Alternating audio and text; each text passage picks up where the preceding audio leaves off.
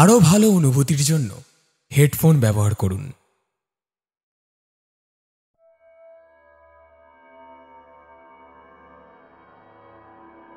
মৃত্যুর মুখ থেকে অনেক মানুষই বারবার ফিরে আসে, কিন্তু মৃত্যুর পরে ফিরে আসা মানুষরা কি সবসময় গ্রহণযোগ্য হয়?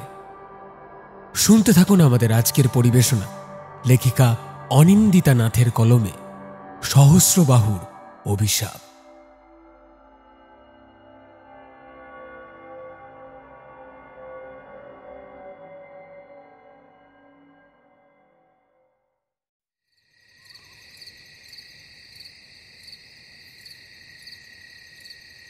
বিকেল গড়িয়ে সন্ধে তখন গুড়ি মেরে রাতের দিকে পা বাড়াচ্ছে। নির্জন একটা স্টেশনে দাঁড়িয়ে আছে অর্ণব। ওর সামনে দুটো রাস্তা। একটা পথ গেছে স্টেশন থেকে ট্রেন ধরে ফিরে যাওয়ার দিকে, আর একটা রাস্তা মাঠ পেরিয়ে সোজা জঙ্গলের দিকে। ওকে নামিয়ে দিয়ে ট্রেন অনেকক্ষণ আগেই ফিরে গেছে। পরের ট্রেন কাল সকালে আসবে। চারপাশে লোকজনের কোনো চিহ্ন মাত্র নেই। ধুধু প্রান্তর পার করে জঙ্গলের সামনে আসতেই কয়েক মুহূর্তের জন্য অর্ণবের পা দুটো আটকে যায়। অতন্ত্র প্রহরীর মতো গাছের সারি দাঁড়িয়ে। এখনই রাস্তা ধরে না জানি কতটা পথ পেরোলে সেখানে পৌঁছানো যাবে। জঙ্গলের ভেতরটা একেবারে দুর্ভেদ্য, কিছুই দেখা যাচ্ছে না। কালো কম্বলের মতো ঘন কুয়াশায় চতুর্দিক একেবারে ঢেকে আছে। একটা জোরে শ্বাস নিয়ে অর্ণব এগোলো। মাথার উপর হীরের কুচির মতো তারা ভরা আকাশটা ধীরে ধীরে চোখের থেকে সরে যাচ্ছে। গাছের পাতাগুলো যেন চাঁদোয়ার মতো মাথার ওপর ছাতা ধরে রেখেছে। টর্চের আলোর ভরসায় এগিয়ে চলে অর্ণব। পচা পাতায় মাঝে মাঝে পা ডুবে যাচ্ছে। টুপ টুপ শিশির পড়ার শব্দ আশপাশ থেকে ভেসে আসে। হাঁটতে গিয়ে তার মনে হচ্ছে অনেকগুলো চোখ যেন তার দিকে তাকিয়ে আছে, কিন্তু আলো ঘোরাতেই সেই জায়গায় আর কেউই নেই। এ কেমন জঙ্গল! একটা বন্য পশু পাখিও নেই। এগোবে নাকি ফিরে যাবে? পেছনের দিকে একবার ঘুরে তাকালো অর্ণব। তার মনে হয় মৃণাল ওইখানেই দাঁড়িয়ে আছে। ছলছল চোখে আবার একটা জোরে শ্বাস টেনে পা বাড়ায়। গাছের শিকড়ে মাঝে মাঝে পা বেঁধে হোঁচট খেয়ে পড়ে যাওয়ার উপক্রম হয়। তবুও এগিয়ে চলছে অর্ণব। প্রায় ঘন্টা খানেক হাঁটার পর তার মনে হলো সে যেন অনন্ত পথ সেইখানেই হেঁটে চলেছে। চলার পথে গাছগুলোর গায়ে দাগ দিয়ে চলছিল। এখন হাঁটতে হাঁটতে গাছের গায়ে আলো ফেলতে দেখল সেই দাগগুলো একই রকম ভাবে গাছের গায়ে দেওয়া রয়েছে। তাহলে কি সেই একই রাস্তায় বারবার ঘুরে চলেছে সে? দুরাত্রি ঘুম হয়নি। ক্লান্তিতে শরীরটা ভেঙে আসছে। মনে মনে ভাবে রাতের বেলা জঙ্গলে ঢোকাই উচিত হয়নি, কিন্তু শান্তিতে কোথাও বসারও তো উপায় নেই। একটা উঁচু গাছের গুড়িতে হেলান দিয়ে বসে পড়ল অর্ণব। ঠিক করল খানিকক্ষণ বিশ্রাম নেওয়ার পর আবার এগোবে। উঠতে যাবে, ঠিক সেই মুহূর্তে ওর মনে হলো ওর থেকে 10 হাত দূরে সাদা রঙের সালোয়ার পরে মৃণাল দাঁড়িয়ে রয়েছে। এবারের মৃণালের মুখটা অনেক বেশি স্পষ্ট। একটা হলদেটে আলো ওর উপরে এসে পড়েছে। ওর মনে হলো মৃণাল যেন হাত নেড়ে ওকে ডাকছে, ঠিক যেমন ভাবে ডাকত। উঠতে যাবে, ঠিক তখনই খেয়াল করে দুটো গাছের শিকড়ের মধ্যে কেমন করে যেন ওর পা দুটো ফেঁসে গেছে। তারপরেই একটা অস্ফুট আর্তনাদ মুখ থেকে বেরিয়ে আসে। শীর্ণ রুগ্ন কতগুলো শরীর মাটি ফুঁড়ে বেরিয়ে আসছে। শরীরগুলোর মাথা নেই। মুন্ডহীন ধরগুলো অদ্ভুত ভঙ্গিতে এগিয়ে অর্ণবের ওপর এসে পড়ছে। এবার ওর পিঠের দিক থেকে বুকের উপর একটা হালকা চাপ অনুভব করল। যেন মনে হলো পিছনের গাছটা তাকে পেছন থেকে জড়িয়ে ধরে মাটির নিচে গেঁথে দিতে চায়। একবার পিছন ঘুরে তাকালো অর্ণব। অন্ধকারে যাকে গাছ মনে করেছিল সেটা এখন একটা বিশাল অবয়ব ধারণ করে ঝুঁকে ওর চোখের দিকে তাকিয়ে আছে। কালো গহ্বরের মধ্যে দুটো কমলা রঙের আগুনের মতো চোখ জল জল করছে। শরীরটা প্রায় মাটির মধ্যে ঢুকে যাবে। ঠিক তখনই অর্ণবের এক ঝটকায় ঘুমটা ভেঙে গেল। ক্লান্তিতে গাছের গোড়ায় বসে ঘুমিয়ে পড়েছিল, আর ঠিক তখনই ভয়ানক স্বপ্ন দেখতে পেল। চোখ কচলে তাকিয়ে দেখল আকাশের গায়ে হালকা রং লাগতে শুরু করেছে। রাতের বেলা যে বনকে একেবারে শব্দহীন মনে হয়েছিল, এখন সেখানে পাখির আওয়াজ শোনা যাচ্ছে। অর্ণব তাড়াতাড়ি পায়ের দিকে তাকিয়ে দেখে কতগুলো শুকনো পাতা পড়ে রয়েছে সেখানে। হাত পা ঝেড়ে উঠে দাঁড়ালো। কোথা থেকে যেন হালকা গন্ধ আসছে, খুব পবিত্র চেনা একটা গন্ধ। তার মা যখন সকাল সন্ধ্যাবেলা পুজো দিত, ঠিক এই রকম একটা ধূপের গন্ধ আসত। সেখানে দাঁড়িয়ে একবার চিৎকার করে, কেউ আছো? শব্দগুলো গাছের গায়ে ধাক্কা লেগে আবারও যেন ওর কাছে ফিরে আসে। উত্তর না পেয়ে তাড়াতাড়ি ছুটল গন্ধের উৎসর দিকে। হাঁটতে হাঁটতে অনেকটা আসার পর জঙ্গলটা এখানে বেশ পাতলা। কিছু দূরেই দাঁড়িয়ে দেখে একটা ছোট্ট ঝুপড়ি, আর তার বাইরে কিছু লোকের আনাগোনা। অর্ণব বুঝল সাধুর আস্তানায় পৌঁছে গেছে। এগিয়ে যেতে গিয়ে কি মনে হলো, ব্যাগ খুলে মিনালের রুমালটা হাতে জড়িয়ে নিল। গোলাপি রুমালে কয়েক ছিটে রক্ত এখনো লেগে আছে। মুখের সামনে এনে একবার প্রাণ ভরে শ্বাস নেয়। সেই চেনা পারফিউমের গন্ধ তার সঙ্গে লেগে আছে, আর কিছুটা রক্তের কষাটে গন্ধও বটে। তাড়াতাড়ি সেটাকে নিয়ে নিজের পকেটে ঢুকিয়ে নিল। সাধুর কুটিরে ঢুকতে যাবে, ঠিক তখনই একজন লোক কুটির থেকে বেরিয়ে আসে। অর্ণবের দিকে ভ্রু কুঁচকে তাকিয়ে প্রশ্ন করে, কে আপনি? অর্ণব কেমন যেন ভ্যাবাচাকা খেয়ে যায়। এখানকার অন্য লোকগুলো কেউ ওর দিকে দৃষ্টিপাতও করেনি, কিন্তু এই লোকটা সরাসরি ওকে প্রশ্ন করেছে। ঢোক গিলে বলল, আমি একটু ওই সাধুজির সঙ্গে দেখা করতে চাই। অর্ণব দেখল লোকটার পরনে সাদা ধুতি, গায়ে সাদা উত্তরীয়, মাথায় চুলের জটা ওপরের দিকে বাঁধা। লোকটা এক দৃষ্টে ওর দিকে তাকিয়ে আছে, যেন তার ভেতরটা পড়ে নেবে। আমি তারক, আমি বাবার সেবক। তুমি কি কিছু খেয়েছো? এই অদ্ভুত প্রশ্নে অর্ণব একটু অবাক হয়ে গেল। মাথা নেড়ে বলে, আমার খিদে নেই।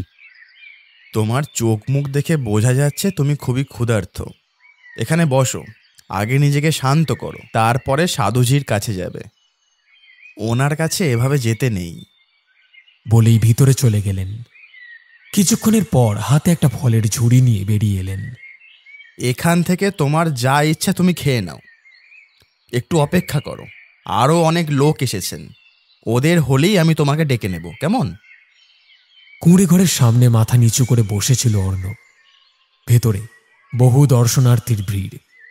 একে একে সবাই নিজেদের সমস্যার কথা বলে সাধুজির কাছ থেকে নানান রকম তাবিজ কবচ নিয়ে বেরিয়ে যাচ্ছে। কোনো অর্থ নেন না তিনি, সামর্থ্য অনুযায়ী ফলমূল নিয়ে আসেন সবাই, সেগুলোই এক কোণে রাখা। সাধুর একমাত্র সেবক তারক সেই ফল আবার বিলিয়ে দিচ্ছেন প্রসাদী রূপে। এক মনে সেদিকে দেখছিল অর্ণব। সবাই একে একে বিদায় নিলে তারক এগিয়ে আসে তার দিকে। শোনো, বাবার কাছে এখন কেউ নেই, তুমি এখন দর্শন করে এসো, যাও। কথাটা যেন শুনতেই পেল না ছেলেটা। গালের উপর জলের রেখা শুকিয়ে আসার চিহ্ন। মনের মধ্যে ক্রমাগত ঝড় বইছে। ওর বারবার একটা কথাই মনে হচ্ছে, মিনাল এই আশ্রমে ওকে নিয়ে আসতে চেয়েছিল। অর্ণবের নাস্তিক মন কিছুতেই সায় দেয়নি। এসব বাবা গুরু ভগবানে বিশ্বাস নেই তার। আজ সে এলো, কিন্তু মিনাল নেই। মনের ভিতরে দাবানলে চোখের জল গরম বাষ্পের মতো বাতাসে মিলিয়ে যাচ্ছে। অর্ণবকে ভেতরে যাওয়ার কথা বললেও সে সেখানে বসে আছে দেখে তারক ভিতরে চলে গেলেন। সেই সকালে এসেছিল, আর এখন বিকেল ক্লান্ত হয়ে ফিরে গেছে রাতের দুয়ারে। অর্ণব ঠাঁয় বসে আছে মাটির দিকে তাকিয়ে। বটগাছের গোড়ায় ফিরে যাওয়া দর্শনার্থীরা এসে ধূপ আর প্রদীপ জ্বালিয়ে দিয়ে গেছে। জঙ্গলে আবার অন্ধকার নামল। সেই সামান্য আলো চারিদিকে একটা গা ছমছমে পরিবেশ তৈরি করেছে। রাতের অন্ধকার এখন অনেক পরিণত। চারিদিক আবার শান্ত, যেন প্রকৃতি ধ্যানে বসেছে। কুটিরের ভিতরে মৃদু আলো জ্বলছে। তার ভিতর দুজন মানুষের অবয়ব কেঁপে কেঁপে উঠছে, আর বাইরে অর্ণব একা বসে আছে। তারক আরও একবার ডাকল অর্ণবকে।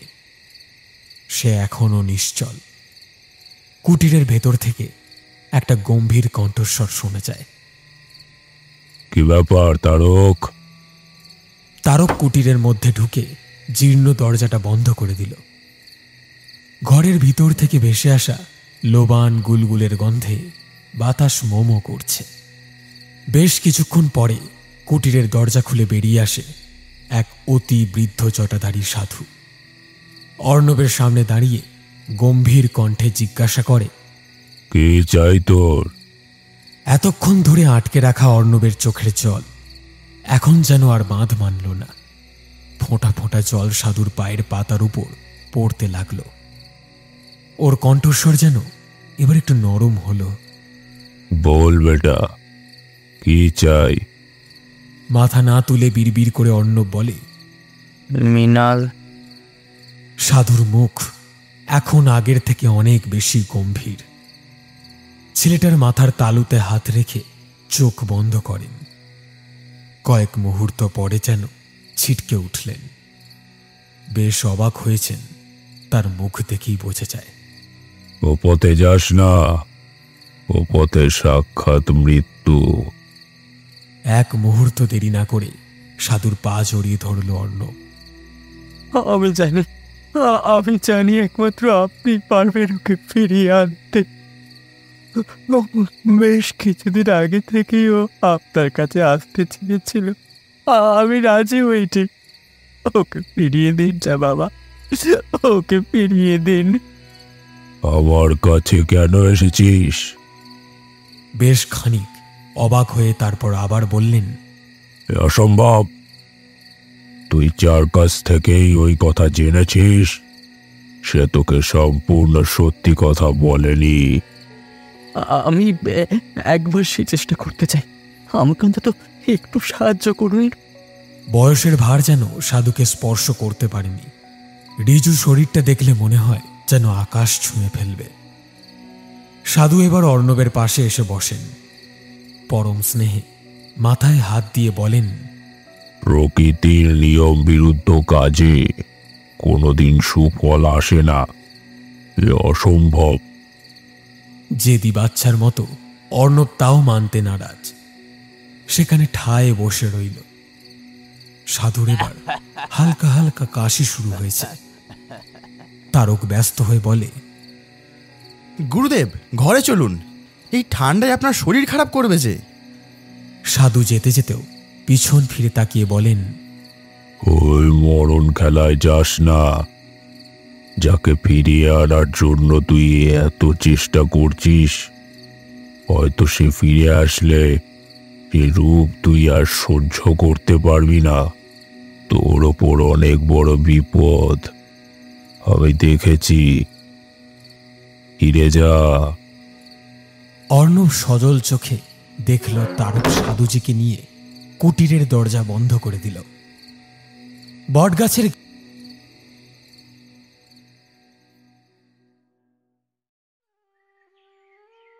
আকাশের গায়ে দিনের প্রথম আলো ছড়িয়ে পড়ছে ধীরে ধীরে। কুটিরের চারিপাশে প্রচুর গাছগাছালি। আলো ফোটার সাথে সাথে পাখিরাও জেগে উঠেছে। সাধু দরজা খুলে বাইরে আসেন। মাটিতে শুয়েই অর্ণব ক্লান্তিতে ঘুমিয়ে পড়েছে। সূর্যের প্রথম কিরণ আসার সাথে সাথেই সূর্য প্রণামের অভ্যেস বহুদিনের। একটি তামার জল ভরা ঘট নিয়ে এগিয়ে গেলেন পূর্ব দিকে। জলদ গম্ভীর কণ্ঠে উচ্চারিত হল প্রণাম মন্ত্র।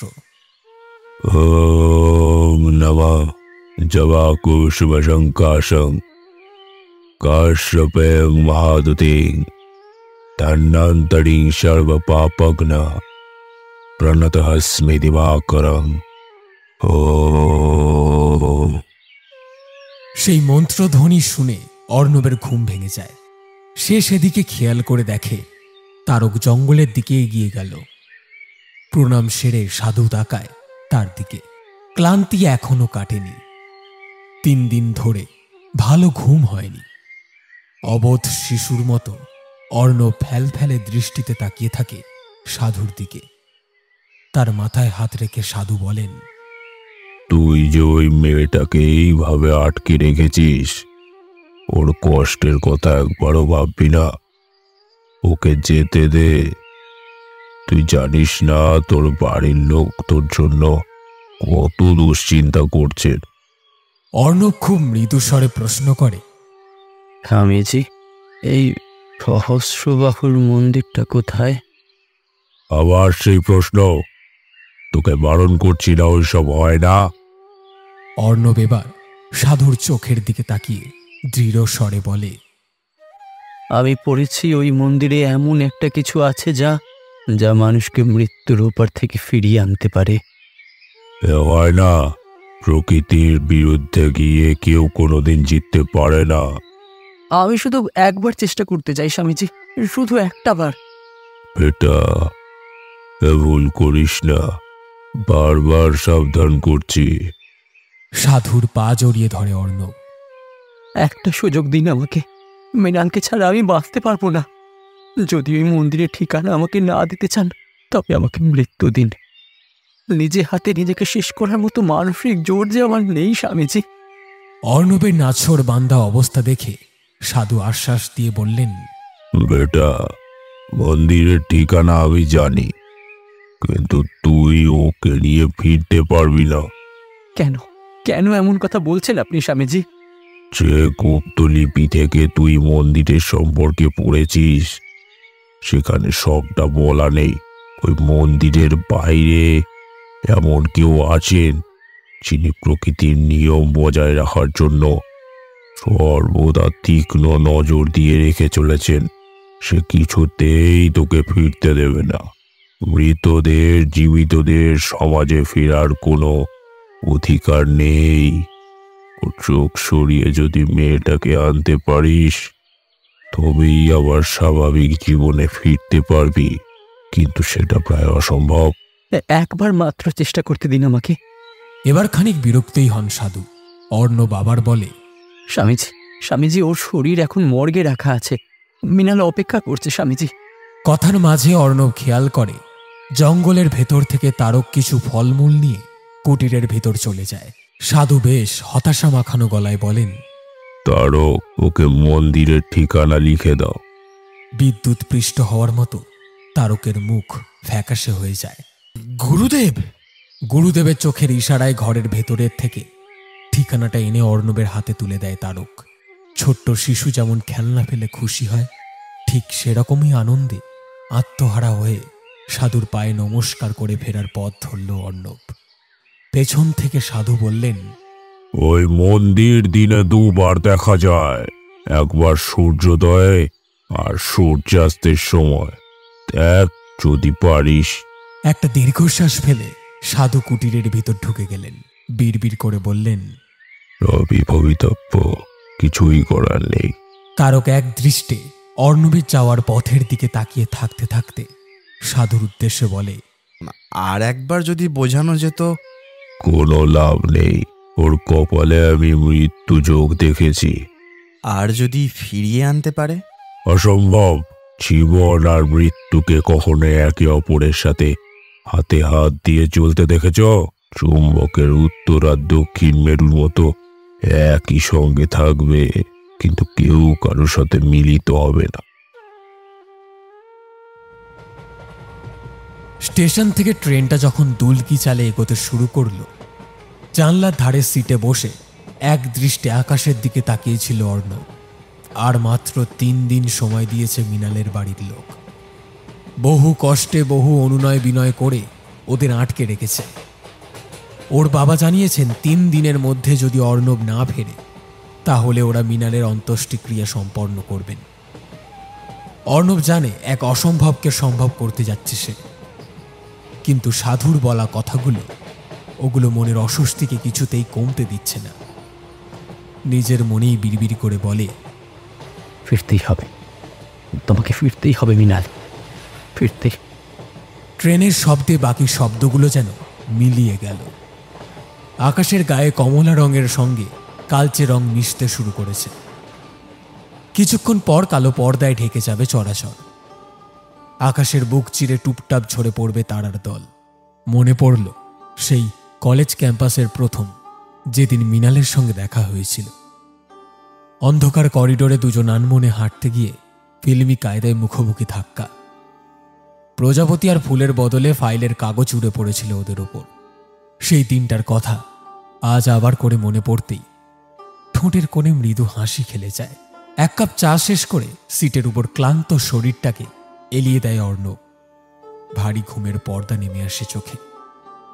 মাথার মধ্যে অতীতের বায়োস্কোপের স্লাইড শো চলছে। মৃণাল 5 ফুট 2 ইঞ্চি মাঝারি গড়ন, দুধের মতো সাদা গায়ের রং, সামান্য বোঁচা আদুরে একটা নাকের ডান দিকে কালো তিলের মেয়েটার টোল পড়া গালের হাসি দেখেই কুপকাত হয়েছিল অর্ণব। গুজরাটি মেয়েরা খুব সুন্দরী হয়। এই কথা প্রথম দিন মুখ ফসকে বলে ফেলতেই মৃণাল হো হো করে হেসে উঠেছিল। তখনই অজান্তে দুটো মনের সুতোয় গিঁট বেঁধেছিল, কেউ বোঝেনি। মৃণাল ইউনিভার্সিটিতে হিস্ট্রি অ্যান্ড স্কাল্পচার নিয়ে রিসার্চ করছিল, আর অর্ণব ছিল অঙ্কের শিক্ষক। মৃণালের জন্ম বেড়ে ওঠা গুজরাটের ভারুচ জেলায়, পরে পড়াশোনার জন্য কলকাতায় আসে। মৃণাল কথা প্রসঙ্গে একদিন বলেছিল ওদের বাড়ি যে গ্রামে, সেখানে প্রাচীনকালের বহু পুরাকীর্তি রয়েছে। শুধু মৃণাল নয়, ওর পূর্বপুরুষও এই ধরনের কাজের সঙ্গে যুক্ত ছিলেন। ওদের বাড়িতে বহু অ্যান্টিক মূর্তি লিপি সংগ্রহ করা আছে। এখনো সেই রাতের কথা মনে পড়ে। গরমের ছুটির সময় মৃণাল 1 মাসের জন্য ফিরে গিয়েছিল নিজের বাড়িতে। ওদের বাড়ির বেসমেন্টে যা জিনিসপত্র বোঝাই করা আছে তাতে ছোটখাটো মিউজিয়াম বলা যায়। মৃণালের প্রপিতামহের সংগ্রহশালা। বাড়ির সহকারীকে নিয়ে পরিষ্কার করার সময় ওর হাতে পড়ে একটি তাল পাতার পুরনো হাতে লেখা লিপি। ওর পক্ষে লিপি পড়া সম্ভব ছিল না, তাই সেদিন বিকেলে প্লেনে ফিরে আসে কলকাতায় ওর প্রফেসর মিলন স্যারের কাছে। দিন কয়েক সময় চেয়ে নিয়েছিলেন প্রফেসর, তারপর সব স্বাভাবিক। কিন্তু অর্ণব বুঝতে পারছিল মৃণাল ভেতরে ভেতরে ছটফট করছে।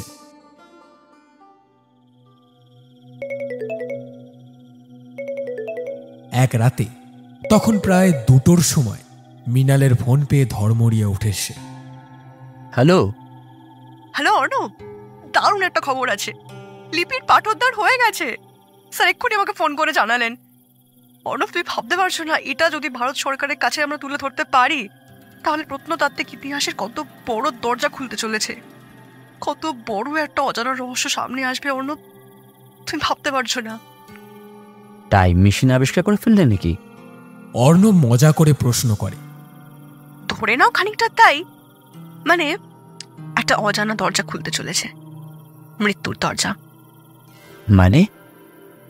অর্ণবের গলার স্বরে অবাক বিস্ময়। মানে আমরা যখন আমাদের কাছের লোকেদের হারিয়ে ফেলি, তখন চিরতরে তারা চলে যায় বা হারিয়ে যায়। কিন্তু সত্যি কথা বলতে তারা হারায় না। আমরা একটু চেষ্টা করলেই তাদের আবার ফিরিয়ে আনতে পারি। কিন্তু কিভাবে? ফোনে এত কথা বলতে পারছি না অর্ণব, দেখা হলে তোমার সবটা গুছিয়ে বলবো। ফোন রেখে দিয়ে অর্ণব অবাক হয়ে ভাবতে থাকে, এটা কিভাবে সম্ভব? জন্ম হয়েছে যখন, মৃত্যু তো হবেই, তাদের কিভাবে ফিরিয়ে আনা যায়? এইসব ভাবতে ভাবতে কখন যেন চোখ লেগে গেছিল। প্রফেসরের কাছে সেই রাতটা ছিল এক অদ্ভুত রাত। পুঁথির পাঠোদ্ধার করে উনি তার ছবি ও অনুবাদ লিখে গোপন ড্রাইভে সেভ করে রেখেছিলেন। হয়তো তার মনের মধ্যে আশঙ্কা ছিল এই পুঁথিটার মধ্যে এমন কিছু রয়েছে যা স্বাভাবিক নয়। অনেক রাতেই শুয়েছিলেন প্রফেসর, কিছুতেই ঘুম আসছিল না। শেষে একটু লিকার গলায় ঢালতেই তার ইন্দ্রিয়গুলো নিস্তেজ হয়ে আসে। ঘুমিয়ে পড়েছিলেন, ঠিক তখনই ঘরের মধ্যে একটা খসখসে শব্দে তার ঘুমটা ভেঙে যায়। চোখ খুলে দেখলেন রাত বাতিটা যেন কখন নিভে গেছে। ওর ঘরে আসবাব বলতে একটা খাট, যেখানে একটা আলমারি আর পড়ার চেয়ার টেবিল। আলমারির উপরে তাকে পুঁথিটা রাখা একটা গোপন লকারে। প্রফেসরের মনে হলো আলমারির মাথায় অন্ধকারটা যেন অনেক বেশি গভীর। বিছানা হাতড়ে মোবাইলটা খোঁজার চেষ্টা করলেন, আর ঠিক তখনই একটা ধূপ করে শব্দ হয়, যেন আলমারির মাথা থেকে কেউ লাফ দিয়ে মেঝেতে নামলো। তাড়াতাড়ি করে উঠে বসেন প্রফেসর। বালিশের তলা থেকে হাতড়ে মোবাইলটা বের করে সারা ঘরে একবার আলো ঘোরাতেই দেখেন ঘর পুরো খালি, কেউ কোথাও নেই। কিন্তু ঠিক পর মুহূর্তে মনে হয় খাটের তলা থেকে এক অদ্ভুত শব্দ আসছে। নামতে যাবে ঠিক তখনই দেখলেন একটা বড় কালো দড়ির মতো বস্তু খাটের তলা থেকে বেরিয়ে আছে। ভয়ে খাট থেকে আর নিচে নামতে পারলেন না তিনি। বড় দড়িটা এবার সামান্য নড়ছে, তার গায়ে মোটা কালো লোম। বুঝতে পারলেন ওটা কোনো দড়ি নয়, কোনো প্রাণীর লেজ। কিন্তু এত বড় কোনো প্রাণী হয় কিভাবে তার ঘরে ঢুকলো? সারা ঘরটা একটা বুনোট গন্ধে ভরে আছে।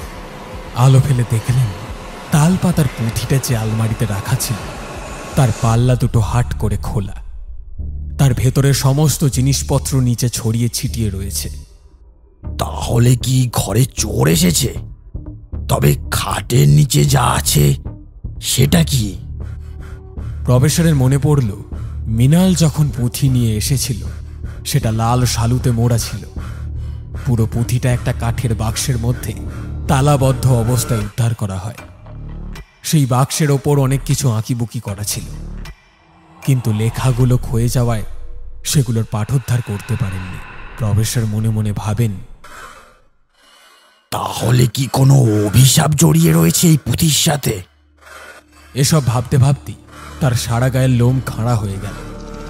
একটা ধারালো কিছু তার পিঠের ওপর যেন স্পর্শ করল। তাকিয়ে দেখেন একটা কালো লোমশ হাত ধীরে ধীরে বেরিয়ে আসছে খাটের নিচ থেকে। তারপর তার পুরো শরীরটা। অন্ধকারের মধ্যে স্পষ্ট বোঝা যাচ্ছে না। অনেক চেষ্টা করেও পেট সুইচের আলোটা চালাতে পারলেন না। কিন্তু কিছুক্ষণ অন্ধকারে থাকার ফলে তার চোখ সয়ে এসেছিল। সেই স্বল্প আলোতে উনি দেখলেন একটা বিকট প্রাণী, তার হাতে পায়ে বড় বড় লোম, জ্বলন্ত চোখে তার দিকে তাকিয়ে আছে। মুখ থেকে একটা অদ্ভুত শীষের মতো শব্দ করছে। ভয়ে কাঠ হয়ে বিছানায় বসে থাকে প্রফেসর। আর ঠিক তখনই বালিশের নিচ থেকে মোবাইলটা বেজে উঠল। নীলচে আলোয় ঘরটা ভরে উঠল। আর ঠিক তখনই প্রাণীটা একটা চিৎকার করে 22 তলা উপরের ফ্ল্যাটের থেকে জানলা ভেঙে নিচে ঝাঁপ দেয়। সাথে সাথে বারান্দার দিকে ছুটে যান প্রফেসর। ভেবেছিলেন প্রাণীটার রক্তাক্ত দেহ নিচে পড়ে থাকবে, কিন্তু না। হলদে সোডিয়াম ভেপারের আলোয় নিচের তলায় একেবারে পরিষ্কার দেখা যাচ্ছে কোনো রক্তের ছিটে ফোঁটাও নেই। প্রাণীটা যেন মাছ আকাশ থেকে মিলিয়ে গেছে। ওখানে দাঁড়িয়ে থরথর করে কাঁপতে থাকেন প্রফেসর। পরদিন সকালেই মৃণাল এসেছিল ওর কাছে। উনি ভীষণ অসুস্থ হয়ে পড়েন। সেই ঘটনার সবটা বর্ণনা করে পুলিশকে জানিয়েছিলেন, কিন্তু ওই পুঁথির কথা কিছুই জানাননি। এই অদ্ভুত কেস নিয়ে পুলিশও ধোঁয়াশায়, কেননা পুলিশ কখনোই বিশ্বাস করবে না একটা অদ্ভুত দর্শন প্রাণী 22 তলা থেকে মাঝ আকাশে মিলিয়ে গেছে। আর সে এলোই বা কোথা থেকে? কম্পাউন্ডের সিসিটিভিতে কিছুই ধরা পড়েনি। তারপর এক রাতে মৃণালের কাছে ফোন আসে, প্রফেসর আর নেই। নিজের ফ্ল্যাটে মৃত অবস্থায় তাকে পাওয়া যায়। কেউ যেন তার গলার নলি বরাবর ধারালো কোনো অস্ত্র দিয়ে দুভাগ করে দিয়েছে শরীরটাকে। অর্ণব খবরটা পেতেই ছুটে আসে মৃণালের কাছে। মেয়েটা কেমন একটা হতভম্ব হয়ে গিয়েছিল। একটা প্রশ্ন বারবার অর্ণবকে জিজ্ঞাসা করেছিল, পুঁথির জন্যই কি তাহলে প্রফেসরের এই অবস্থা হলো? অর্ণব অবাক হয়ে জিজ্ঞাসা করে, পুঁথির মধ্যে যদি কিছু গন্ডগোল হয় তবে তো তোমার বাড়িতে হতো। চোখের জল মুছে মৃণাল বলল, বাবার মুখে শুনেছি আমার প্রপিতামহের মৃত্যু নাকি স্বাভাবিক ছিল না। আরে কিন্তু পুঁথিতে কি এমন ছিল সেটাই তো তুমি আমাকে বললে না। আমি ওই গোপন রহস্য কাউকে বলতে চাই না, কাউকে না। আমার বড় ভুল হয়ে গেছে। দাদু যখন জিনিসটাকে এত গোপন করে রেখেছিল, আমার সেটাকে বের করে আনা উচিত হয়নি। গোপন করে রেখেছিলেন মানে? আমাদের বাড়ির বেসমেন্টে একটা গোপন কুঠুরি থেকে আমি পুঁথিটা পেয়েছিলাম। সেটা হাতে নিয়ে বুঝেছিলাম সেটা কোনো সাধারণ পুঁথি নয়। সাধারণ হলে কেউ ওইভাবে লুকিয়ে রাখে না। অর্ণব আবারও একই প্রশ্ন করল। কিন্তু ওটা তো তোমাদের বাড়িতেই ছিল। যদি ওই পুঁথির থেকে কিছু হতো তাহলে তো তোমাদের বাড়িতেই তোমরা এই ধরনের অপ্রাকৃত উপলব্ধি করতে। না না, পুঁথিটা যেভাবে রাখা ছিল আমার মনে হয় সেটাকে বন্ধন করেই রাখা ছিল কোনোভাবে। কাঠের বাক্সের ডালাটা ভেঙে ফেলেছিলাম। কাঠের বাক্সটার উপরে অনেক কিছু লেখা ছিল, কিন্তু সময়ের প্রভাবে তা ক্ষয়ে গিয়ে একেবারে অপাঠ্য হয়ে গিয়েছিল। আমি একটু চাপ দিয়েই ডালাটা খুলে ফেলেছিলাম, কিন্তু অত পুরনো পুঁথিটার কিছু হয়নি। লাল শালুতে মুড়ে আমি প্রফেসরের কাছে নিয়ে এসেছিলাম। তখন যদি জানতাম। কথাটা বলেই দু হাত দিয়ে মুখ দেখে হাউ হাউ করে কেঁদে উঠেছিল মৃণাল। পুরনো কথাগুলোই মনে পড়েছিল অর্ণবে। একটা ঝাঁকুনিতেই ঘোর কাটিয়ে তাকিয়ে দেখে ভোর হয়ে এসেছে, আর কিছুক্ষণের মধ্যেই নামতে হবে। আবার বসে বসে ভাবতে থাকে। প্রফেসরের মৃত্যুর পর থেকে মেয়েটা যেন কেমন একটা অমনোযোগী হয়ে গিয়েছিল। মৃত্যুটাকে যেন কোনোভাবেই মেনে নিতে পারছিল না। ওর সব সময় মনে হতো ওর জন্যই প্রফেসর মারা গেছেন। অর্ণব বারবার বুঝিয়েছিল যে সেটাতে ওর কোনো দায় নেই, কিন্তু মেয়েটা মুখে বললেও মন থেকে কিছুতেই মেনে নিতে পারছিল না। অর্ণব একদিন জিজ্ঞেস করেছিল, আচ্ছা এই পুঁথিগুলো কোথায়? মৃণাল একটা দীর্ঘশ্বাস ফেলে বলেছিল, আমি জানি না, স্যার নিজের কাছেই রেখেছিলেন। আমি অনেকবার চেয়েছিলাম, কিন্তু স্যার আমাকে ফেরত দেননি।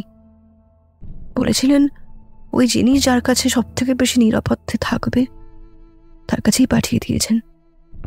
কিন্তু সেটা কে? মৃণাল মাথা নেড়ে বলে,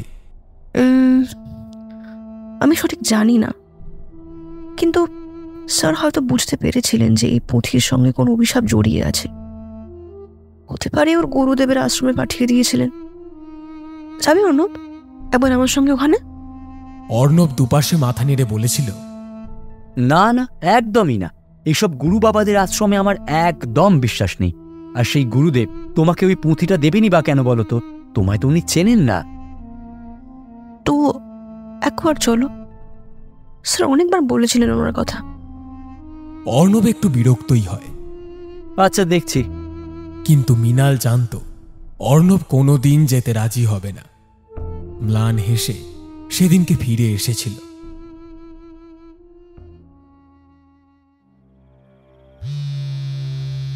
রাত তখন 10:30। মৃণালের ফোন পেয়ে অবাক হয়ে যায় অর্ণব। হ্যাঁ, কি হয়েছে? পুঁথি আমি পেয়ে গেছি অর্ণব। কোথা থেকে পেলে? স্যার হয়তো নিজের মৃত্যু নিয়ে কোনো রকম আশঙ্কা করেছিলেন, তাই আসল পুঁথির সব ছবি তিনি নিজের গোপন ড্রাইভে রেখে গেছেন। আরে ড্রাইভ খুলবে কিভাবে? ওর পাসওয়ার্ড আমার জানা আছে। এখন কি করবে? স্যার বলেছিলেন সহস্রবাহুর মন্দিরে যেতে হবে। সেখান থেকে নাকি একমাত্র মৃত্যুর দ্বার খোলা সম্ভব। এই সহস্রবাহু কি? একটু গুগল করো, হয়তো পাবে না সবটা। তোমাকে পরে সব বুঝিয়ে বলবো আমি। সহস্রবাহু ছিলেন একজন পৌরাণিক চরিত্র। অর্ণবের মাথা গুলিয়ে যায়। বিজ্ঞানের ছাত্র হয়ে এসব কথা তার মাথায় ঢোকে না। সে রাতেই অর্ণবের কাছে একটা মেল আসে। মেল আইডিটা একটু অন্যরকম। Very confidential. If I die it will help you out. If something happens, then open this and read it. Arnab জানতো ওটা মৃণালের অন্য একটা আইডি। ওর ল্যাপটপে নয়, ফোনে বেনামে ওই আইডিটা থাকে। খুব গোপনীয় কিছু বিষয় ওখানে জমা করে রাখত মেয়েটা। তখনই ফোন করে মৃণাল বলেছিল, বলা যায় না অর্ণব, মনের মধ্যে একটা অদ্ভুত ভয় কাজ করছে জানো। ইতিহাস পুরাণের একটা দিক খুলতে চলেছে, জীবন মৃত্যুর সব হিসেব পাল্টে যাবে। সেদিন ওর অসংলগ্ন কথা বুঝতে পারিনি অর্ণব। তুমি ঠিক আছো তো মৃণাল? আমার ভালো লাগছে না, তবে আমার যদি কিছু হয় তাহলে গুরুদেবের আশ্রমে যেও, ওখানেই সব প্রশ্নের উত্তর পাবে তুমি।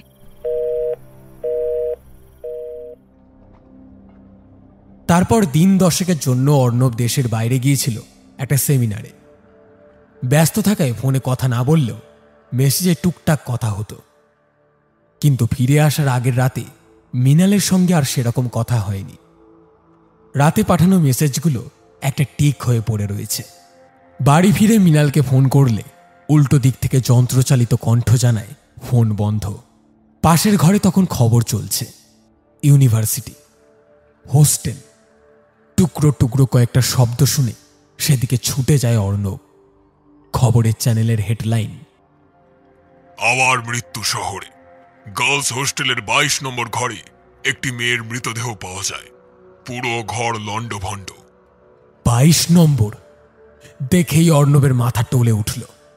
রিপোর্টার বলে চলেছে, হোস্টেলের সিসিটিভি ক্যামেরায় স্পষ্ট কিছু দেখা যায়নি, তবুও একটি বিরাট অবয়বকে হাতে একটা অস্ত্র নিয়ে মৃণালের ঘরের সামনে দেখা গেছে। কিন্তু মেন গেট দিয়ে কারোর ঢোকার কোনো ছবি সিসিটিভি ক্যামেরায় ধরা পড়েনি। সেই অবয়বটি যে কোথা থেকে হোস্টেলের মধ্যে উপস্থিত হলো সেটা কেউই বুঝতে পারছে না। মৃণালের মাথাটা ধর থেকে আলাদা করা। যদিও মৃতদেহের ছবি দেখা যায়নি, তবুও রিপোর্টারদের বলা খবরে অর্ণবের মাথা ঘুরে গিয়েছিল। দেওয়াল ধরে কোনো মতে নিজেকে সামলে নেয়। একটু সামলে উঠে ছুটে যায় মৃণালের হোস্টেলে। পুলিশে 6 লাখ। বিপজ্জনক হলতে ভিতের সীমানায় রক্ত জমে রয়েছে। ফরেন্সিকের লোকজন কাজ করছে। পুলিশ কোনো মতে ওকে কাছে ঘেঁষতে দিল না। মৃণালকে অনেক আগেই নিয়ে যাওয়া হয়েছে। অর্ণব বিড়বিড় করে বলল, ওই লিপিটার জন্যই প্রাণ গেছে মৃণালের। সবকিছুর জন্য ওই লিপি দায়ী। উদ্ভ্রান্তের মতো এলোমেলো পায়ে ফিরে হাঁটছিল শহরের রাস্তায়। পাশ থেকে ছুটে বেরিয়ে যাচ্ছে জনজীবন। অর্ণবের কোনো হুঁশ নেই। সম্বিত ফিরতে দেখল হাঁটতে হাঁটতে নিজের বাড়ির সামনে এসে পড়েছে। বাড়ির বাইরে পুলিশের ভ্যান, আশপাশে প্রতিবেশীদের উৎসাহী চোখের অজস্র প্রশ্ন। তারপর বহুবার পুলিশ এক প্রশ্ন করেছে, কিন্তু অর্ণবের বাইরে থাকা আর ওর পাঠানো মেসেজগুলো অকাট্য প্রমাণ যে মৃণালের খুনের পিছনে ওর কোনো হাত নেই। কিন্তু মৃণালকে মারল কে, আর ওই অস্ত্রধারী অবয়বটাই বা কে? এ প্রশ্নের উত্তর অধরাই থেকে গেছে। জীবনটা এক ধাক্কায় যেন স্তব্ধ হয়ে গিয়েছিল অর্ণবের। লিপির খোঁজে পুলিশ অর্ণবের কাছে বারবার জিজ্ঞাসা করলেও সে মুখ খোলেনি। মৃণালের ল্যাপটপ আগুনে পুড়ে গেছে। পুলিশ সেখান থেকেও কিছুই উদ্ধার করতে পারেনি। কিন্তু কেউ জানে না যে ওই লিপির একটা কপি অর্ণবের কাছে রাখা ছিল। বিজ্ঞানের ছাত্র হয়ে ইতিহাসে কোনোদিন উৎসাহ পায়নি, তাই মৃণালের পাঠানো ছবি এবং তার অর্থগুলো মেলে পাঠিয়ে রাখলেও অর্ণব খুলে দেখেনি। ওর মৃত্যুর পর সেই মেল খুলতেই ওর চোখের সামনে ভেসে ওঠে একটা নাম, সহস্রবাহুর মন্দির। এরকম কোনো দেবতার নাম সে কোনোদিন শোনেনি। সারা রাত জেগে প্রফেসরের তৈরি রিপোর্ট পড়েছে অর্ণব। নর্মদা নদীর তীরে কোনো এক ছোট্ট গ্রামে এই মন্দিরটি রয়েছে। সেই ড্রাফটে লেখা ছিল সহস্রবাহুর কিছু টুকরো ইতিহাস। সহস্রবাহু আসল নাম কার্তবীর্যার্জুন।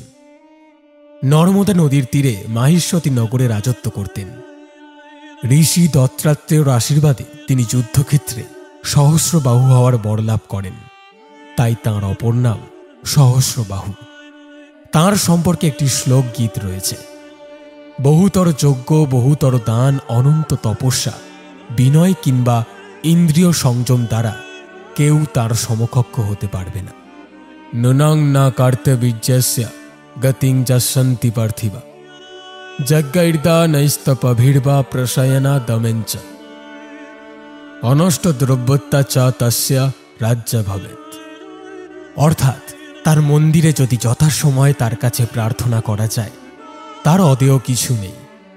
কিন্তু তার সম্পর্কে আরও একটি তথ্য পুঁথিপত্র ঘেঁটে সামনে উঠে আসে, আর সেই হল মন্দিরের অভিশাপ আর একটি বিশেষ নাম।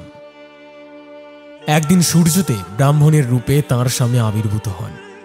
কার্তবীর্যার্জুন তাকে যথাবিহিত সম্মান প্রদান করে তাকে ভোজন করানোর ইচ্ছা পোষণ করে।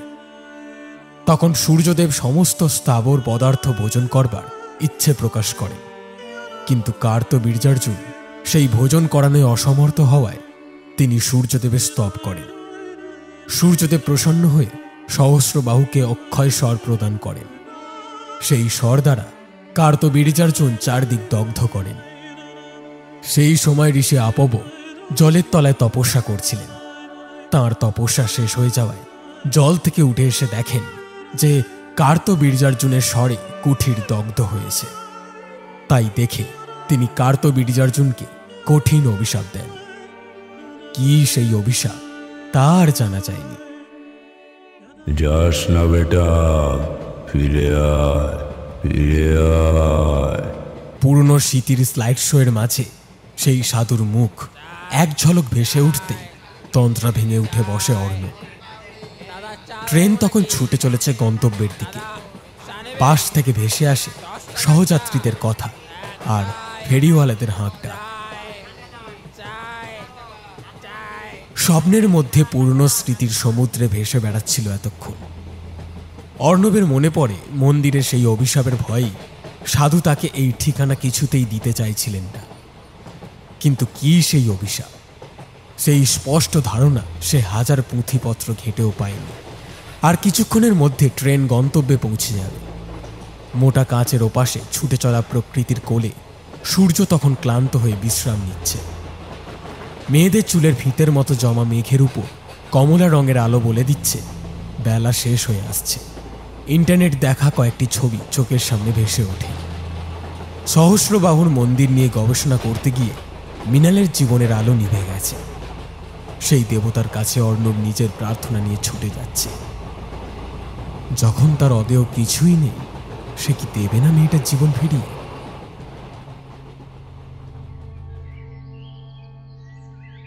ট্রেন থেকে নেমে অটো গাড়ি স্ট্যান্ডের দিকে এগিয়ে গেল সে। ওই জায়গার নাম শুনে কেউ যেতে রাজি হয় না। যে কটা বাহন ছিল তারা যাত্রী নিয়ে চলে গেছে। শেষে পড়ন্ত বিকেলে ফাঁকা স্টেশনে একা দাঁড়িয়ে আছে সে। 3 দিনের না কাটা দাড়ি, অপরিষ্কার কাপড় আর দুশ্চিন্তা নিয়ে সে দাঁড়িয়ে। কোথাও কেউ নেই। কিছুক্ষণের মধ্যে বিকেল গড়িয়ে সন্ধ্যের বুকে মাথা রাখবে। এমন সময় পেছন থেকে একটা ভটভট শব্দ শুনে তাকিয়ে দেখল একটা অটো তার দিকে আসছে। গন্তব্যের নাম শুনে প্রথমে কিছুতেই সেখানে যেতে রাজি হয়নি।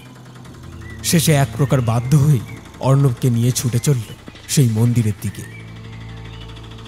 অর্ণব মনে মনে ভাবে, শুধুমাত্র আজ আর কাল সকাল, মাত্র 2টো সুযোগ, সূর্যাস্ত আর সূর্যোদয়, এই দুবার সেই মন্দিরের দরজা খোলা যায়।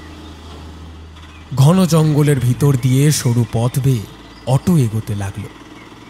বাঁদর হরিণের দল বেশ দূরে অবাক হয়ে ওদের পথের দিকে তাকিয়ে।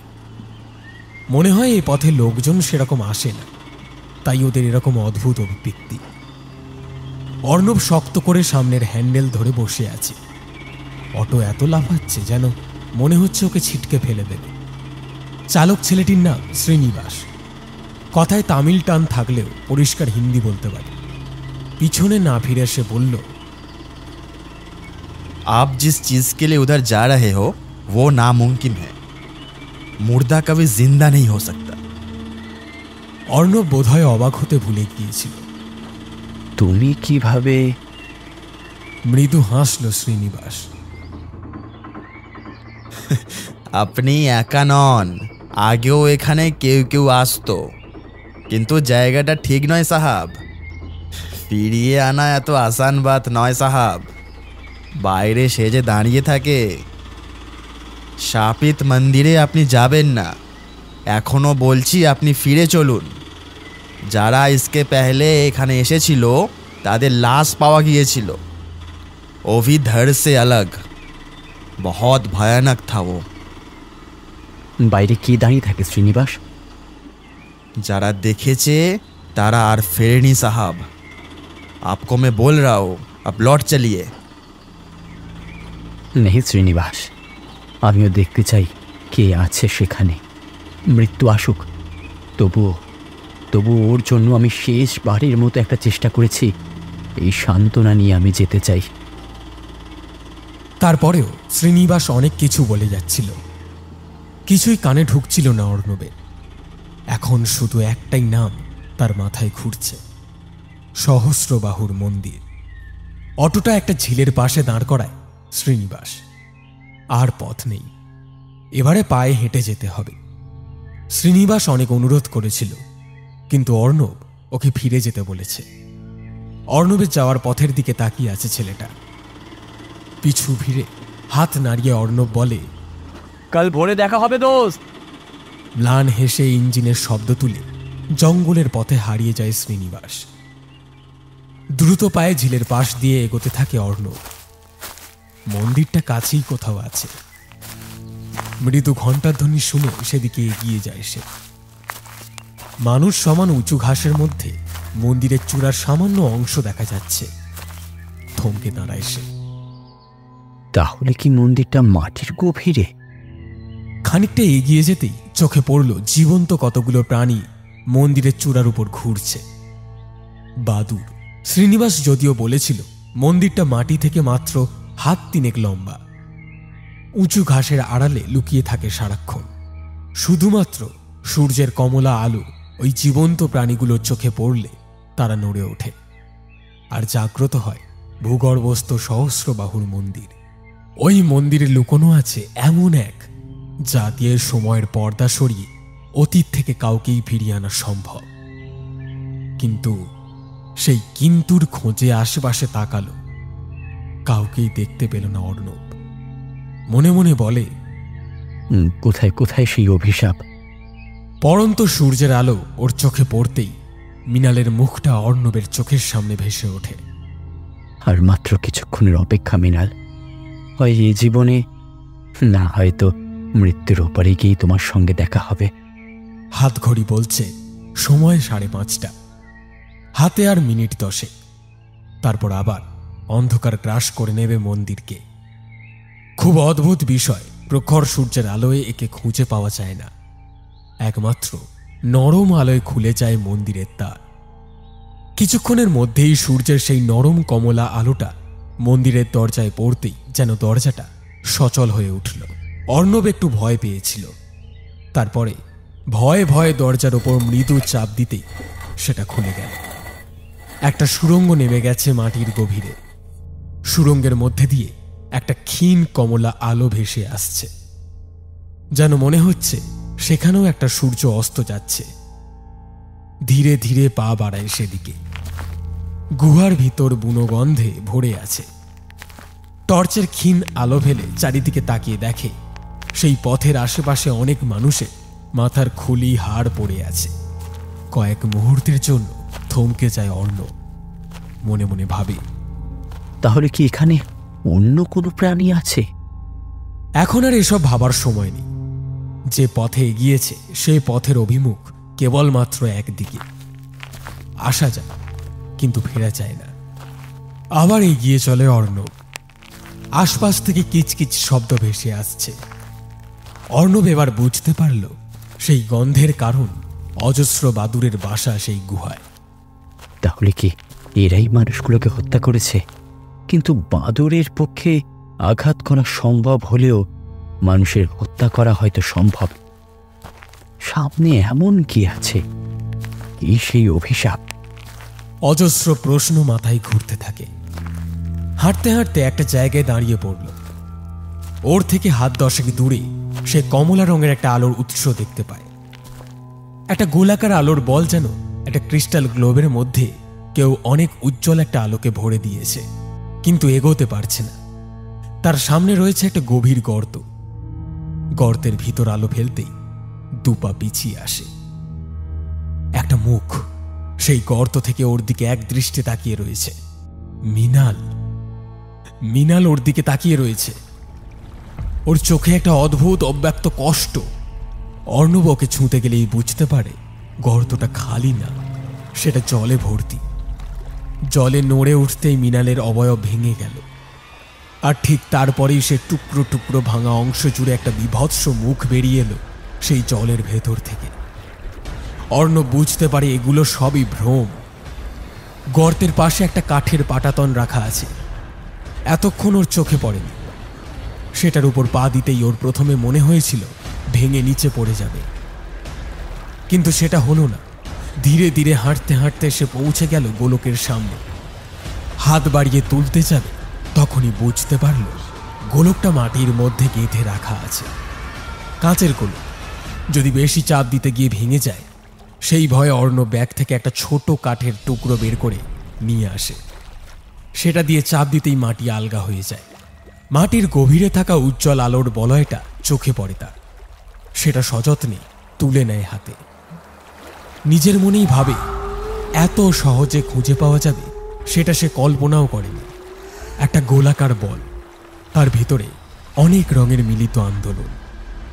গোলকটার উপর পকেট থেকে মিনালের ছবি বের করে সেটার উপর সেটাকে রাখতেই অর্ণব দেখতে পায় তার সামনে রাখা জলের মধ্যে কিছু যেন ভীষণভাবে ছটফট করছে। টর্চের আলোটা এখন এতটাই কম হয়ে গেছে যে সামনে এক হাত দূরের জিনিসও দেখা যাচ্ছে না। বাইরের দিকে তাকায়, সূর্যের আলোটা আস্তে আস্তে নিভে আসছে। সাধুজি বারবার বলে দিয়েছিলেন সূর্য অস্ত যাওয়ার আগেই মন্দিরের ভেতর থেকে বেরিয়ে আসতে হবে, না হলে সারা জীবনের মতো ওই মন্দিরের মধ্যে আটকা পড়ে যাবে। কথাটা এখন মনে পড়তেই সুড়ঙ্গের মধ্যে থাকা সেই কঙ্কালগুলোর অবস্থা পরিষ্কার হয়ে আসে। হয়তো কেউ বা কারা ঢুকেছিল এই মন্দিরের মধ্যে, কিন্তু তারা বেরোতে পারেনি।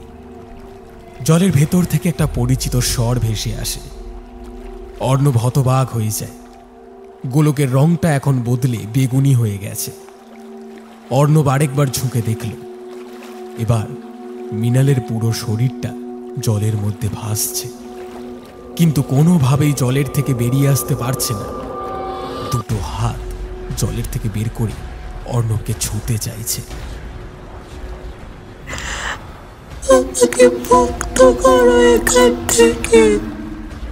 সেই একই কাপড় পরে আছে মেয়েটা। অর্ণবের মনে পড়ল এখানে আসার আগের দিন মর্গে গিয়েছিল।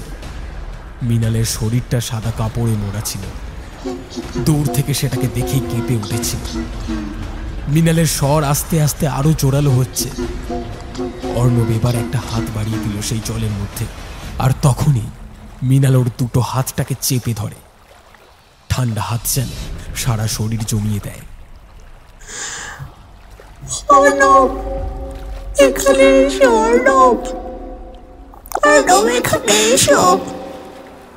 অবাক হয়ে দেখে মিনাল নিজের কাটা মাথাটাকে এক হাতে ধরে ওর দিকে এগিয়ে দিচ্ছে। এটাই তো নিতে চেয়েছিলেন, নিয়ে যাও। মৃণাল! চিৎকার করে ওঠে অর্ণব। গোলকের রং আস্তে আস্তে বদলে যাচ্ছে। বেগুনির বদলে এখন সেখানে কালো রঙের খেলা।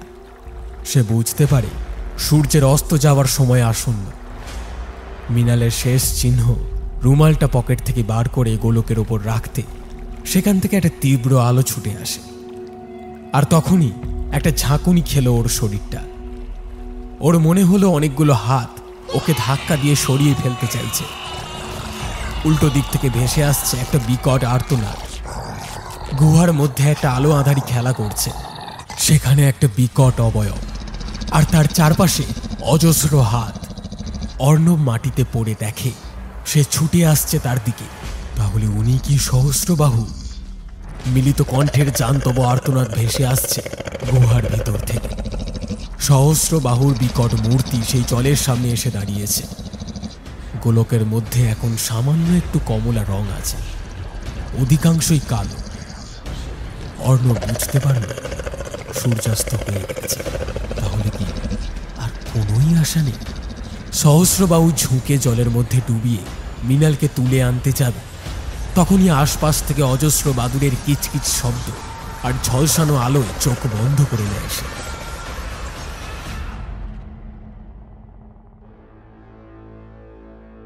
চোখ খুলে দেখল ঘাসের উপর তার শরীরটা পড়ে আছে। তাকে ঘিরে ঘুরপাক খাচ্ছে অজস্র বাদুড়। মন্দিরের গভীর গহ্বর থেকে কোনো জাদুমন্ত্র বলে সে বাইরে বেরিয়ে এসেছে, আর তার সামনে মাটি থেকে উঠে এসেছে মন্দিরের দেবতা সহস্রবাহু। অজস্র বাদুড় যেন একটা দেহের আকার নিয়েছে। সেই দেহ থেকে অনেকগুলো হাত এগিয়ে আসছে অর্ণবের দিকে। শীর্ণ জীর্ণ ফ্যাকাশে হাতগুলো রক্তে রঞ্জিত হয়ে উঠছে, একটু একটু করে চুষে নিচ্ছে অর্ণবের শরীরে এক এক বিন্দু রক্ত। অর্ণব খেয়াল করে ওর সামনে দাঁড়িয়ে আছে আরেকটা অবয়ব। সেটা ধীরে ধীরে পূর্ণতা পাচ্ছে। যন্ত্রণায় কুঁকড়ে যাওয়া অসহায় অর্ণব মাটিতে হতবাক হয়ে দেখছে ওর প্রাণের বিনিময়ে মৃণাল আজ জীবন ফিরে পাচ্ছে। চোখের কোণ বেয়ে জল গড়িয়ে পড়ল। এই তবে সহস্রবাহুর মন্দিরের অভিশাপ। সাধুজির কথা মনে পড়ে অর্ণবের। মৃণাল একটু একটু করে এগিয়ে আসে ওর দিকে।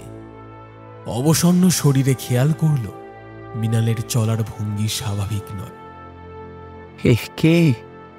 মৃণাল কাছে আসতেই গলিত শবের গন্ধে গা গুলিয়ে উঠল। মন্দিরের দিকে তাকিয়ে দেখে সেটা অদৃশ্য হয়েছে অন্ধকারে, সাথে সেই সহস্রবাহু। মৃণালের সারা শরীর থেকে চামড়া মাংস খসে পড়ছে।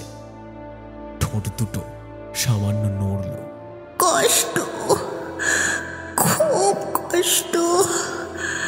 মুক্তি। মাটিতে লুটিয়ে থাকা অবস্থায় অর্ণব দেখল ওর পেছনে আরেকটা আকাশচুম্বী ছায়া মূর্তি। তার হাতে শানিত অস্ত্র। ধারালো কিছুর আঘাতে মৃণালের শরীরটা দ্বিখণ্ডিত হয়ে মাটিতে লুটিয়ে পড়ল। কুঠার হাতে দাঁড়িয়ে আছেন এক দীর্ঘদেহী পুরুষ। অজস্র বাদুড় ছুটে আসছে মৃণালের দিকে। লিপির এক অংশে লেখা ছিল একটা নাম, পরশুরাম। তখন অর্ণব বোঝেনি, আজ বুঝতে পারল ইতিহাসের পাতা থেকে উঠে এসেছেন সহস্রবাহুর হত্যাকারী কুঠারধারী পরশুরাম। অতীতকে অতীতের গর্ভগৃহে ফিরিয়ে দেওয়ার দায়িত্বে নিয়োজিত তিনি। পরম যত্নে অর্ণবের শরীরটাকে তুলে নিয়ে এগিয়ে যান জঙ্গল ভেদ করে। এক মুহূর্তের জন্য অর্ণব চোখ খোলে। সেই লোবান আর গুগুলের গন্ধ। সাধু বাবা। যখন জ্ঞান ফিরল তখন সে হাসপাতালে। ডাক্তার জানায় তারক নামের এক অটো চালক তাকে ভর্তি করেছিল। শ্রীনিবাস নাকি তারক? সব গুলিয়ে যায় অর্ণবের। সুস্থ হয়ে ছুটে যায় সাধুজির খোঁজে। ফাঁকা কুটিরের সামনে শুধু একটা প্রদীপ জ্বলছে। জনা কয়েক গ্রামবাসীকে সে পথ দিয়ে যেতে দেখে অর্ণব জিজ্ঞাসা করল, আচ্ছা, সাধু বাবা কোথায়? ওরা বেশ অবাক হয়ে বলে, ওই দিকের গ্রামের শুরুতে পরশুরামজির মন্দিরে কয়েকজন সাধু আসেন, তাই না? এখানে তো কোনো সাধু বাবা থাকেন না। না না, থাকেন না। তাহলে ওই প্রদীপ? গ্রামবাসীদের মধ্যে একজন মৃদু হেসে উঠল। ও তো বুড়াবাটের থানে কেউ পুজো দিয়েছে। কে জানে এই ঘন জঙ্গলে কে কুটিয়া বানিয়েছে। ওরা চলে গেছে। একাকী জঙ্গলে দাঁড়িয়ে অর্ণব। জীবন ও মরণের সীমানা ছাড়ায় বন্ধু হে আমরা রয়েছি দাঁড়ায়। পকেটে রাখা মোবাইলটা বেজে উঠল। মৃণালের বাবা ফোন করেছেন। মৃণালের অস্থি আজ গঙ্গায় বিসর্জন করে এসেছি। অর্ণব কিছু না বলে এগিয়ে গেল জঙ্গলের গভীরে। যাকে পেয়ে হেলায় হারিয়েছে এখন শুধু তার খোঁজ করবে। আর কোনো পিছু টান নেই, নেই কোনো জেদ। জীবনের একমাত্র উদ্দেশ্য শুধু তাকে পেতে হবে।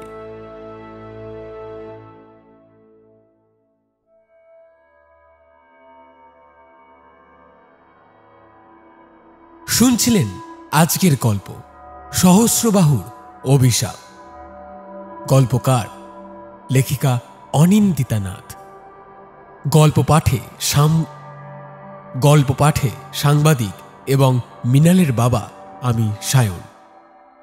অর্ণব বাল্মীকি, তারক এবং প্রফেসর রাহুল, মৃণাল মহুয়া, সাধু শিলাজিৎ, অন্যান্য চরিত্রে রাহুল এবং সূর্য। পর্ব পরিচালনা এবং গল্পের সূত্রধার আমি সায়ন। সমগ্র গল্পের আবহ সঙ্গীত এবং স্পেশাল এফেক্টসে সূর্য, পোস্টার ডিজাইনে মুরালি। আমরা অসংখ্য ধন্যবাদ জানাই লেখিকা অনিন্দিতা নাথকে গল্পটি অডিও রূপে প্রকাশের ক্ষেত্রে আমাদের সহযোগিতা করার জন্য। কেমন লাগলো আমাদের আজকের গল্প জানান আমাদের কমেন্ট বক্সে। গল্পটি ভালো লেগে থাকলে লাইক এবং শেয়ার করতে ভুলবেন না।